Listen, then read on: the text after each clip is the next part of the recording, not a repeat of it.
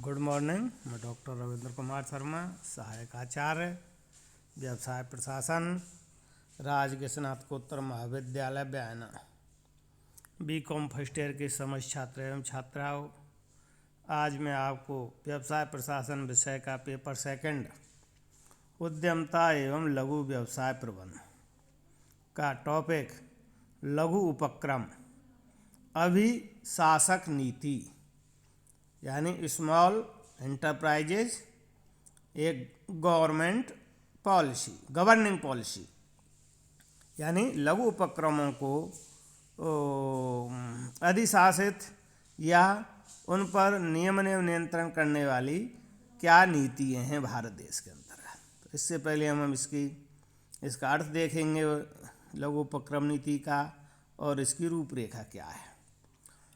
हमारे देश में स्वतंत्रता प्राप्ति के बाद अधिकांश वर्षों तक लघु उद्योग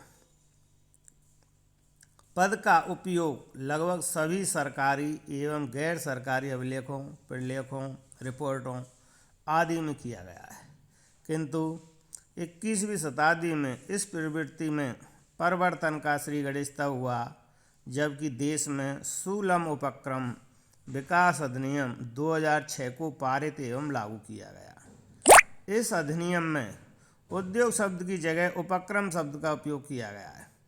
तब से उपक्रम एवं सुलम उपक्रम शब्दों का उपयोग बहुतायत से किया जाने लगा है। वर्ष 2006 तक के वर्षों में लघु उद्योग या लघु उद्योग नीति शब्द का ही उपयोग किया जाता था। यद्यपि लघु उद्योग संबंधी नीति में अति लघु उद्योग, सहायक उद्योग आदि से संबंधित नीतियों का समावेश किया जाता रहा है। तो अब हम आपको देखते हैं कि लघु उपक्रम नीति क्या है।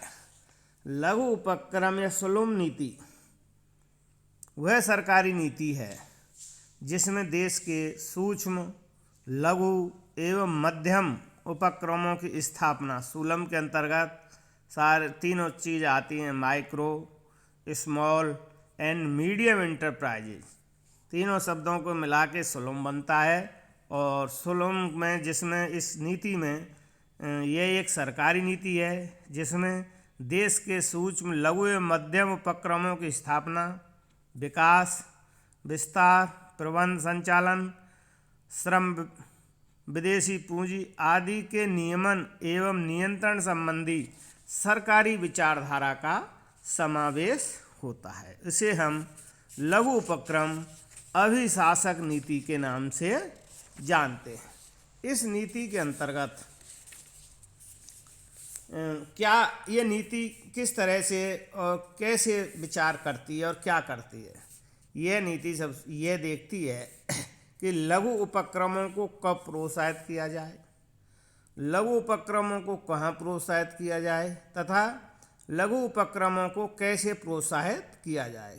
लघु उपक्रमों से आशय तीनों उपक्रमों से लिया जाता है, सूक्ष्म, लघु एवं मध्यम, अर्थात सुलम उपक्रम ये कहलाते हैं, इसलिए इनको लघु उपक्रम शब्द इसमें विस्तृत रूप से इसमें तीनों ही उपक्रम शामिल हैं। अब क्या है, लघु उपक्रम नीति के संबंध में सरकारी नीति है जिसमें ऐसे उपक्रम स्थापना, कार्यप्रणाली, विकास आदि का सम्मिलित किया जाता है। व्यापक रूप में देखें हम, सुलम उपक्रम नीति देश के नियोजन के उद्देश्यों के संदर्भ में सुलम उपक्रमों के प्रोत्साहन एवं नियमन की रूपरेखा है, जो सरकार की आर्थिक अवधारणा एवं विचारधारा को स्पष्ट करती है। यह नीति सरकार के उन इरादों, संकल्पों को स्पष्ट करती है जिनके आधार पर सरकार देश के आर्थिक संसाधनों की सीमाओं तथा विद्यमान व्यावसायिक परिस्थितियों के अधीन सुलम उपक्रमों का विकास एवं नियमन करना चाहती है। इसके अंतर्गत ये उल्लेखनीय है कि सुलम उपक्रम नीति बनाते समय सरकार को अपने संवैधानिक दायित्वों, उपलब्ध संसाधनों, पूर्ववर्ती विकास अनुभवों, विद्यमान आर्थिक एवं सामाजिक चुनौतियों तथा देश की जनता की अपेक्षा को भी ध्यान में रखना होता है। अब हम आप आगे इसी में पॉइंट में देखते हैं। इससे ये लघु उपक्रम नीति अभिशासक नीति क्या है, इसका हमने आपको अर्थ बताया है। अब यह इसमें आगे लघु उपक्रम नीति की क्या आवश्यकता है और क्या महत्व है। देश के सभी उपक्रमों में लघु या सुलभ उपक्रमों का महत्वपूर्ण स्थान है। देश के सभी उपक्रमों की संख्या का लगभग 90% भाग सुलभ उपक्रमों के रूप में देखने को मिलता है। बड़े उपक्रम तो देश के शहरी एवं कस्बे वाले क्षेत्रों में ही पाए जाते हैं, किंतु सुलभ उपक्रम तो देश के कोने कोने में सर्वव्यापी हैं। ऐसे में इन उपक्रमों के संबंध में सुस्पष्ट नीति की सदैव ही आवश्यकता होती है। इन उपक्रमों से संबंधित नीति की आवश्यकता ये महत्व को हमने विभिन्न बिंदुओं के माध्यम से इसका ई कंटेंट में अध्ययन करा रहे हैं। पहला है इसका, इस नीति की क्या आवश्यकता है, अभिभाषक नीति की, और महत्व क्या है। पहला है देश के स्थानीय संसाधनों के सदुपयोग के लिए। हमारे देश का क्षेत्रफल बहुत बड़ा है। इसके प्रत्येक भाग में अलग अलग तरह के प्राकृतिक संसाधन उपलब्ध हैं। प्रत्येक क्षेत्र के स्थानीय संसाधनों सदुपयोग को सुनिश्चित करने के लिए उस क्षेत्र के अनुरूप ही सुलभ उपक्रम नीति की आवश्यकता होती है। दूसरा बिंदु है देश का संतुलित विकास करना। प्रत्येक राष्ट्र का विकास संतुलित हो, यह आवश्यक है। सुलभ उपक्रम नीति के द्वारा छोटे एवं बड़े उद्योगों, पूंजीगत एवं उपभोग उद्योगों, कृषि आदि के विकास का स्वरूप एवं स्तर निर्धारित करके देश के संतुलित आर्थिक विकास का मार्ग निर्धारित किया जाता है। अगला तीसरा बिंदु है आर्थिक एकाधिकारों पर नियंत्रण करना। सुलभ उपक्रम नीति देश में आर्थिक एकाधिकार को रोकने के लिए एक सार्थक उपकरण का काम भी करती है। इसके द्वारा यह पहले से ही भली प्रकार निर्धारित किया जा सकता है किस प्रकार उपक्रम के स्वामित्व का विकेंद्रीकरण किया जाएगा तथा आर्थिक एकाधिकार को रोका जाएगा। अगला बिंदु है इसमें आधुनिक तकनीक के विकास एवं उपयोग को प्रोत्साहन। सुलभ उपक्रम नीति सुलभ उपक्रम में आधुनिक तकनीक के विकास एवं उनमें उन तकनीकों के उपयोग को प्रोत्साहित करने के लिए भी आवश्यक है। इसमें उन उपायों का समावेश भी किया जा सकता है जिनसे इन तकनीकों के विकास एवं उपयोग को प्रोत्साहित किया जा सकता है। अगला बिंदु है इसका उद्यमता प्रशिक्षण एवं कौशल विकास को प्रोत्साहन। सुलभ उपक्रम नीति में उन सभी विषयों को सम्मिलित किया जा सकता है जिनसे देश में उद्यमता प्रशिक्षण एवं कौशल का विकास किया जा सके। अगला बिंदु है इसका परंपरागत कला का संरक्षण। सुलभ उपक्रम नीति देश की परंपरागत कला एवं संस्कृति को संरक्षण प्रदान करने में महत्वपूर्ण योगदान करती हैं। इस नीति में परंपरागत कला पर आधारित उद्योग धंधों वाले उपक्रमों को प्रोत्साहित करने के उपाय सम्मिलित किए जा सकते हैं। अगला है बिंदु इसका नीति की आवश्यकता है महत्व का विदेशी पूंजी के क्षेत्र का निर्धारण। सुलभ उपक्रम नीति के द्वारा विदेशी पूंजी निवेश की संभावनाओं का भी निर्धारण करना आसान हो जाता है। सरकारी नीति विदेशी व्यवसायियों को आकर्षित करना चाहती है अथवा नहीं, इसका स्पष्ट संकेत सुलभ उपक्रम नीति से ही मिल जाता है। सुलभ उपक्रम नीति के द्वारा विदेशी पूंजी निवेश की सीमा तथा क्षेत्र को नियंत्रित किया जा सकता है। अगला है इसमें बिंदु श्रम एवं पूंजी में सौहार्दपूर्ण संबंधों का निर्माण करना। सुलभ उपक्रम नीति में श्रम एवं पूंजी दोनों के महत्व एवं प्रभाव को स्पष्ट किया जा सकता है। इससे उद्योग के दोनों महत्वपूर्ण स्तंभों में सौहार्दपूर्ण संबंधों का निर्माण किया जा सकता है। सरकार का श्रम एवं पूंजीपतियों के प्रति व्यवहार का स्पष्ट विवरण इस नीति में दिया जा सकता है। अगला बिंदु है नवीन साहसियों को प्रोत्साहित करना, और इसके अलावा उदारीकरण, भूमंडलीकरण एवं निजीकरण की नीतियों को क्रियान्वित करना। वर्तमान युग में सभी देशों की सरकारें उदारीकरण, भूमंडलीकरण एवं निजीकरण को अपनाना चाहती हैं। इन नीतियों का क्रियान्वयन प्रभावी एवं अनुकूल सुलभ उपक्रम नीति से ही संभव है। और अगला बिंदु है इसका तीव्र आर्थिक विकास करना। सुलभ उपक्रम नीति के उपर्युक्त उद्देश्यों एवं आवश्यकताओं का पूरा होने से देश के तीव्र आर्थिक विकास के लक्ष्य को आसानी से पूरा किया जा सकता है। देश के प्रति व्यक्ति उत्पादकता, राष्ट्र उत्पादकता में वृद्धि की जा सकती है और राष्ट्रीय आर्थिक विकास की गति को तेज किया जा सकता है। इस तरह से इन बिंदुओं के माध्यम से हमने लघु उपक्रम अभिशासक नीति की भारत में आवश्यकता एवं महत्व को समझाने का प्रयास किया है। अब आगे है इसी के अंतर्गत, इसी टॉपिक में भारत में लघु उपक्रम नीतियाँ कौन कौन सी हैं जिनके द्वारा हमारे लघु उपक्रम अर्थात सूक्ष्म, लघु एवं मध्यम उपक्रमों का नियमन एवं नियंत्रण एवं उनका संरक्षण एवं प्रोत्साहन की कौन कौन सी नीतियां भारत में प्रचलन में हैं और ये क्या कर रही हैं। स्वतंत्रता प्राप्ति के लगभग 6 दशकों के बाद तक देश में लघु उपक्रमों के संबंध में किसी भी पृथक नीति वक्तव्य का अभाव ही रहा। देश की औद्योगिक नीति में ही लघु उद्योगों के संबंध में कुछ नीतिगत बातों को उल्लेख कर दिया जाता था।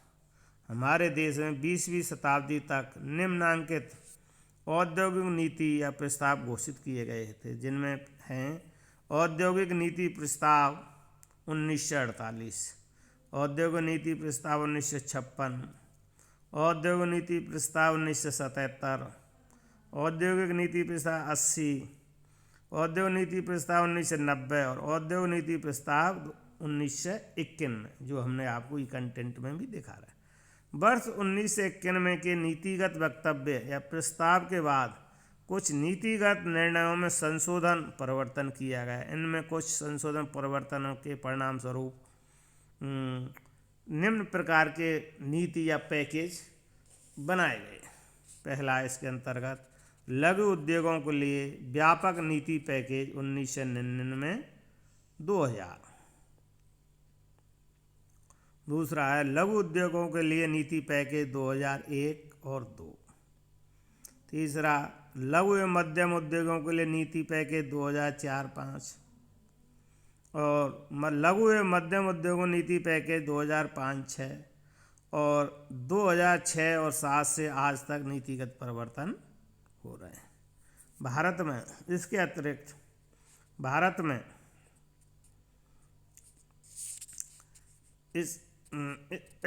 इसके अतिरिक्त सुलभ उपक्रम विकास अधिनियम 2006 को लागू करवाया गया।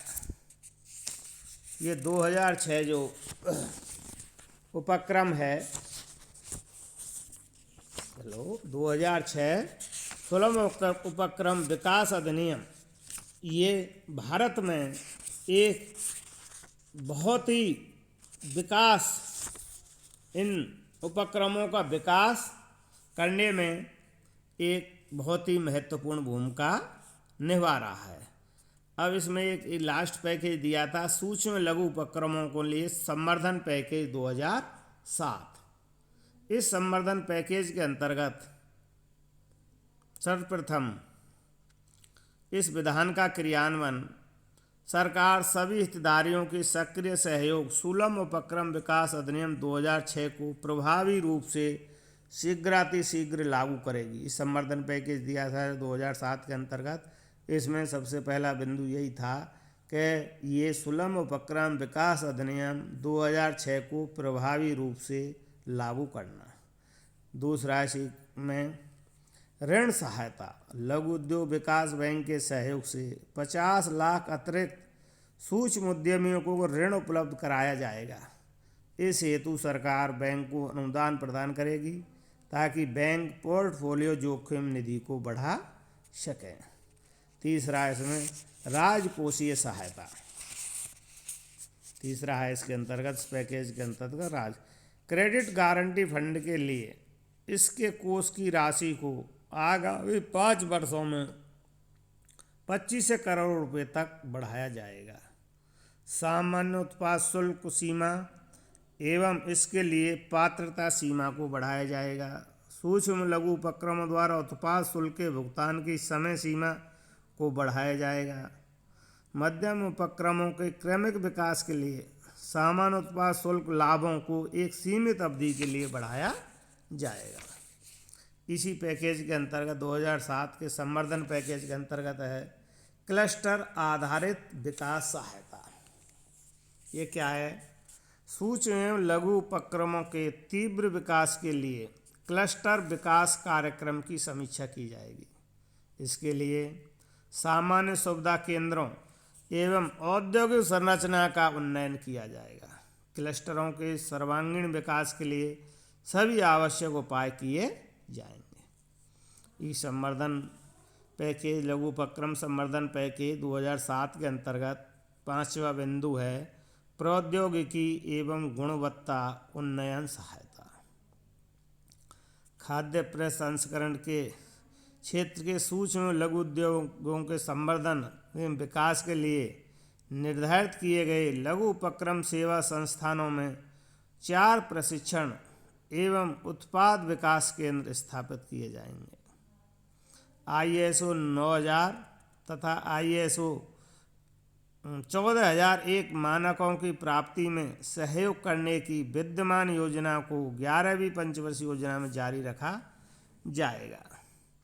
प्रौद्योगिकी, तकनीकी उन्नयन, ऊर्जा संरक्षण एवं प्रदूषण निवारण में सुलभ उपक्रमों को सहायता प्रदान करने के उद्देश्य से एक प्रौद्योगिक मिशन की स्थापना की जाएगी। अगला इसमें बिंदु है विकासक नीतियों के तहत सूक्ष्म एवं लघु उपक्रमों के लिए जो संवर्धन पैकेज 2007 दिया गया है उसमें ये भी बिंदु है विपणन सहायता। अनुसूचित जाति, अनुसूचित जनजाति, महिलाओं, विकलांग व्यक्तियों को उद्यमता प्रशिक्षण की अवधि के दौरान 500 रुपये प्रति माह की छात्रवृत्ति दी जाएगी। इन लोगों के प्रशिक्षण के लिए 20% कार्यक्रम आयोजित किए जाएंगे। और अगला बिंदु है इस संवर्धन पैकेज के अंतर्गत उद्यमता एवं प्रबंधकीय विकास सहायता प्रदान करना। और एक महत्वपूर्ण बिंदु है इस पैकेज के अंतर्गत महिला स्वामित्व के उपक्रमों का सशक्तिकरण। भारत से उद्यमता क्लब संचालित करने हेतु 5 चयनित विश्वविद्यालयों महाविद्यालयों को वित्तीय सहायता प्रदान करने हेतु एक योजना का निर्माण किया जाएगा। क्रेडिट गारंटी फंड योजना के अंतर्गत महिलाओं द्वारा चलाए जा रहे या उनके स्वामित्व वाले सूक्ष्म एवं लघु उपक्रमों को 80% गारंटी कवर प्रदान किया जाएगा। सुलभ उपक्रम सेवा संस्थानों द्वारा आयोजित उद्यमता प्रबंध विकास कार्यक्रमों के शुल्क में महिलाओं को पर 50% तक की छूट या रियायत दी जाएगी। ये सूक्ष्म लघु उपक्रम वाले संवर्धन पैकेज 2007 के अंतर्गत ये महिला स्वामित्व उपक्रमों को सशक्तिकरण का बिंदु इसमें महत्वपूर्ण बिंदु है। और अगला और अंतिम है इसमें प्रधानमंत्री रोजगार योजना सुदृढ़ीकरण। प्रधानमंत्री रोजगार योजना शिक्षित युवाओं को जीवनक्षम सूक्ष्म उपक्रम की स्थापना में सहायता देकर स्वरोजगार के अवसरों का सृजन किया जाता है। ये क्रेडिट लिंक्ड सहायता योजना है। इस योजना को प्रभावी बनाने हेतु पारिवारिक आय सीमा, परियोजना लागत सीमा, सहायता सीमा, लाभार्थियों के प्रशिक्षण के लिए राज्यों को दी जाने वाली सहायता की दरों में सुधार किया जाएगा। इस तरह से हमने आपको भारत में लघु उपक्रम नीतियाँ का अध्ययन किया, जिसमें 20वीं शताब्दी तक विभिन्न लघु औद्योगिक नीति प्रस्तावों के रूप में क्या है कि कोई स्पष्ट नीतियाँ नहीं थी, लेकिन औद्योगिक नीति प्रस्ताव लिए गए और इन्हीं के द्वारा ये लघु उपक्रमों का नियमन एवं नियंत्रण होता रहा। और सन 2007 में भारत सरकार ने सूक्ष्म लघु उद्यमों के लिए संवर्धन पैकेज लागू किया, जिसके अंतर्गत हमने विभिन्न 8-10 बिंदुओं के माध्यम से आपको इसका अंतर्गत की जाने वाली क्रियाओं को अध्ययन ई कंटेंट के माध्यम से किया है। आज के लिए इतना ही, धन्यवाद।